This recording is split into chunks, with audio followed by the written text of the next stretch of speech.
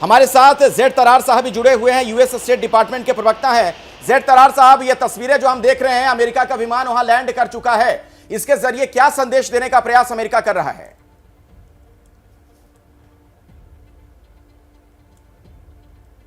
जी देखिए, मेरे ख्याल में ये बहुत एक महत्वपूर्ण बात है। ये थोड़ा टेक्निकल मामला है, लेकिन मेरे ख्याल में ज़रूरी है। और ये आपके व्यूअर्स के लिए कि अमेरिकी सिस्टम में असल में हमारे पास दो बिल्कुल अलग-अलग ब्रांचेस हैं, बल्कि 3 हैं, लेकिन यहाँ दो ब्रांचेस के बारे में बात करना चाहूँगा। एक तो ये है राष्ट्रपति बाइडेन और विदेश मंत्री ब्लिंकन, जिनके लिए मैं काम करता हूँ।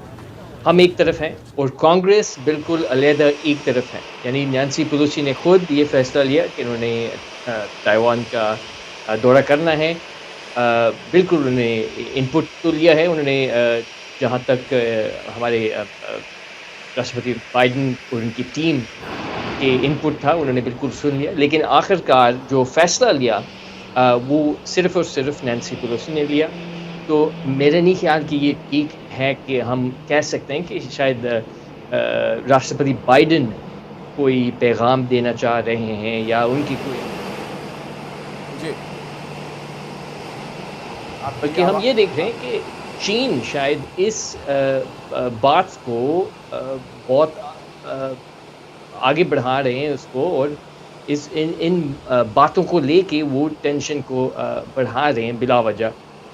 हम नहीं समझते कि ये ऐसी कोई बात है टेंशन बढ़ाने वाली। नहीं, आपको ये लगता है कि टेंशन बढ़ाने वाली बात नहीं, लेकिन संजीव श्रीवास्तव जी, जिस तरीके का विरोध चीन की तरफ से हम लगातार देख रहे थे, उसके बावजूद एक ऐसी शख्सियत का ताइवान पहुंचना जो कि अगर आप देखें ताकत के लिहाज से, रसूख के लिहाज से, तो अमेरिका में तीसरे नंबर पर आती हैं, पद के लिहाज से हम देखें तो इसको कैसे आप देखते हैं? बिटवीन द लाइन्स कैसे पढ़ा जाए?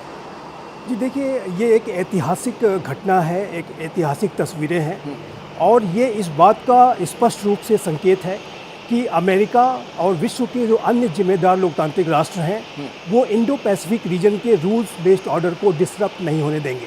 और चाइना के द्वारा जो लोकतांत्रिक मूल्यों पर जो आधिपत्यवाद थोपने की जो साजिशें रची जा रही हैं, ताइवान के अस्तित्व पर जो संकट पैदा करने की जो साजिशें रची जा रही हैं, उसको अमेरिका और अन्य जो लोकतांत्रिक राष्ट्र हैं वो स्वीकार नहीं करने जा रहे हैं।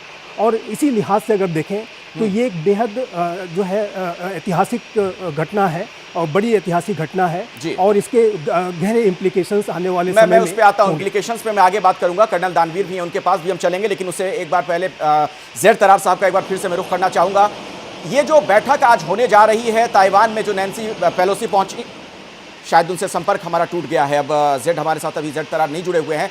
कर्नल दानवीर, क्या सीधे तौर पर हम ये कह सकते हैं कि चीन की जो धमकियां थीं उसकी हवा निकाल दी अमेरिका ने? बिल्कुल, एब्सोल्युटली। और अगर इनकी एजेंसीज को की माने तो जब ये नैन्सी पेलोसी ताइवान के ऊपर थी, तब चाइनीज़ SU-35 ने ताइवान स्ट्रेट को क्रॉस किया और एक थ्रेटनिंग पोस्टर भी बनाया, और इसके जवाब में जापान से dozens of American aircraft scramble हुए, और एक तरीके से ये शो ऑफ स्ट्रेंथ हुआ।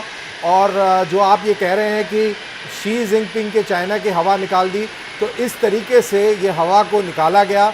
जो धमकी है, धमकी को काउंटर किया गया, एक काउंटर फोर्स के साथ में शो ऑफ स्ट्रेंथ दिखाई गई, और उसी के चलते ये हवा जो आप बता रहे हैं वो निकल गई है। बिल्कुल बिल्कुल, और उसकी बानगी ये तस्वीरें हैं, जो दो तस्वीरें इस वक्त आप देख रहे हैं। प्रणय, अब किस तरीके से स्वागत यहाँ पर किया जाएगा, कौन लोग यहाँ पर मौजूद होंगे, जरा उस बारे में अगर आप विशेष कुछ बता पाएं। देखिए, ताइवान की राष्ट्रपति साई इंग वेन जो हैं वो खास तौर पर सीधे इसकी निगरानी कर रही हैं। ये जो स्वागत के इंतजाम हैं एयरपोर्ट के ऊपर, इससे पहले जब हमने तस्वीरों में दिखाया कि किस तरीके से इस एयरपोर्ट पे, ताइवान की राजधानी ताइपे का जो एयरपोर्ट है जहां ये विमान उतरा है, वहां पर इंतजाम किए गए हैं, खास इंतजाम किए गए हैं। वेलकम स्पीकर पेलोसी, इस तरीके से LED जो लाइटिंग की गई है वो भी की गई है। साथ ही जो लोग हैं उनमें भी काफ़ी उत्साह है, वहाँ पर काफ़ी रोशनी की गई है इस चीज़ के लिए, क्योंकि ताइवान इसे अपनी लड़ाई, अपने जो लोकतांत्रिक मूल्य हैं या जो अपनी लोकतांत्रिक लड़ाई है उसके लिहाज से भी एक बड़े स्टेटमेंट के तौर पर दिखाने की कोशिश कर रहा है। इसीलिए एक रेड कार्पेट वेलकम की तैयारी आप यहाँ देख रहे हैं। रात के 10 से ज़्यादा का वक्त हो चुका है, ये करीब 11:15 का वक्त हो रहा है ताइवान के अंदर, लेकिन वहाँ पर आप देखिए जो जगमगाहट है। और इस वीडियो में आप देखें, ये उतर रहे हैं वो तमाम अधिकारी और वो तमाम लोग जो इस विमान में नैन्सी पेलोसी के साथ आए हैं, स्टाफ है। नैन्सी पेलोसी अमेरिकी राजनीति की बहुत पुरानी नेता हैं, करीब 82 साल उनकी एज है, बड़ी उम्रदराज नेता हैं। जिस तरीके से जेड तारर भी कह रहे थे कि वो अपने आप में बड़ी खुद फैसले लेने वाली महिला हैं। इसके पहले तियाननमेन चौक का जो मामला हुआ था, अमेरिका ने उस मामले के अंदर भी जो रुख लिया था, उस समय भी नैन्सी पेलोसी का काफी सख्त रुख देखने को मिला था। और साई इंग वेन, जिन्हें आप देख सकते हैं ताइवान की राष्ट्रपति, वो खुद रिसीव करने के लिए जा रही हैं नैन्सी पेलोसी को। तो आप देख सकते हैं किस तरीके से ये यूजुअली इतना अंधेरा एयरपोर्ट पर नहीं होता है, खास रोशनी की जाती है, लेकिन आप देखें एहतियात भी बरता जा रहा है। और इस तरीके का एहतियात तब बरता जाता है जब एयर रेड का खतरा हो किसी तरीके का। और इसीलिए आप देखें बहुत ज्यादा रोशनी नहीं है, लेकिन वेलकम गर्मजोशी के साथ किया जा रहा है इन तस्वीरों को, जो अंधेरी फिलहाल नजर आ रही है, लेकिन इन अंधेरी तस्वीरों के साथ ताइवान अपने लिए उम्मीद की रोशनी जरूर देख रहा है। अखिलेश, बिल्कुल सही आप कह रहे हैं प्रणय। जैसे ही घड़ी का काटा दोपहर 2:30 पे आए, बबीता जी का दिल सास बहू साजिश के लिए मचल जाए। और ये है इनकी बहू, पूरे दिन ऑफिस की टेंशन हो जाए गॉन जब ये करें अपना फेवरेट शो फ्री टाइम पे ऑन। इनकी तरह आप भी देखिए अपना फेवरेट शो अपने टाइम पर और डाउनलोड कीजिए एबीपी लाइव ऐप अपने स्मार्ट टीवी पर।